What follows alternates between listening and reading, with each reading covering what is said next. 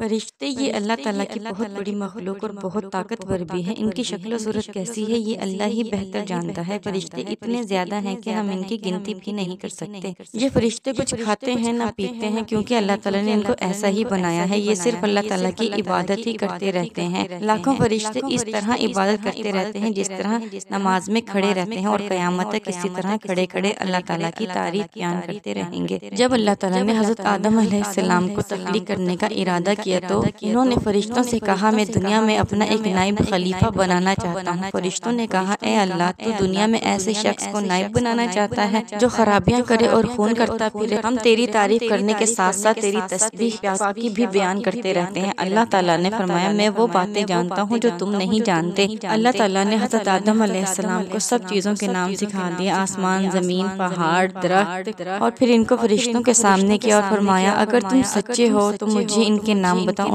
فرشتوں نے کہا اے اللہ تو پاک ہے، تیری ذات سب سے بڑی ہے، ہم اتنا ہی جانتے ہیں جتنا تو نے ہمیں علم دیا ہے، ہم کو بخشا ہے، ہم اس کے سوا کچھ بھی نہیں جانتے۔ پھر اللہ تعالیٰ نے فرشتوں کو حکم دیا کہ تم آدم کو سجدہ کرو تو وہ سجدے میں گر پڑے، مگر شیطان نے سجدہ نہیں کیا۔ اس کا ذکر پہلے بھی آیا ہے۔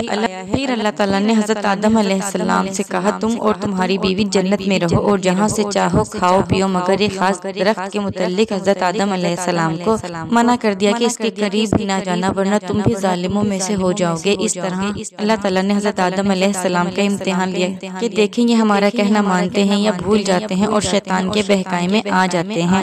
شیطان جو پہلے ہی حضرت آدم سے ناراض تھا کہ ان کی وجہ سے وہ خدا تعالیٰ کے دربار سے نکلا اور خدا تعالیٰ کی اس پر لعنت ہوئی، اور اس نے قسم کھائی تھی کہ میں حضرت آدم علیہ السلام اور اس کی اولاد کو قیامت تک بہکاتا رہوں گا کہ اللہ تعالیٰ کا کہنا نہ مانے اور خوب برائیاں پھیلائے۔ وہ حضرت آدم اور ان کی بیوی حضرت حوا علیہ السلام کو برابر بہکاتا رہا کہ اس درخت کا پھل تم ضرور کھاؤ، اس کے کھانے سے تم فرشتہ بن جاؤ گے، جنت میں سے کبھی نہ نکلو گے۔ آخر ایک دن حضرت آدم علیہ السلام اور ان کی بیوی حضرت حوا بھول سے شیطان کے بہکاوے میں آ گئے اور درخت کا پھل کھا لیا، پاس ان کے بدن سے غائب ہو گیا اور وہ جنت کے پتوں سے اپنے بدن کو چھپانے لگے۔ اللہ تعالیٰ نے حضرت آدم علیہ السلام سے کہا کہ ہم نے کہہ دیا تھا کہ اس درخت کے پاس بھی نہ جانا اور شیطان کے کہے میں نہ آنا، وہ تمہارا دشمن ہے اور تم اس کے کہنے میں آ گئے۔ تم اور حوا جنت سے چلے جاؤ اور دنیا میں جا کر رہو۔ حضرت آدم کو جنت سے نکلنے اور شیطان کے بہکاوے میں آنے کا بہت رنج ہوا اور بہت عرصہ تک اللہ تعالیٰ سے معافی مانگتے رہے اور روتے رہے کہ اللہ تعالیٰ مجھے معاف کر دے۔ آخر اللہ تعالیٰ کو رحم آیا اور حضرت آدم علیہ السلام کو یہ دعا سکھائی کہ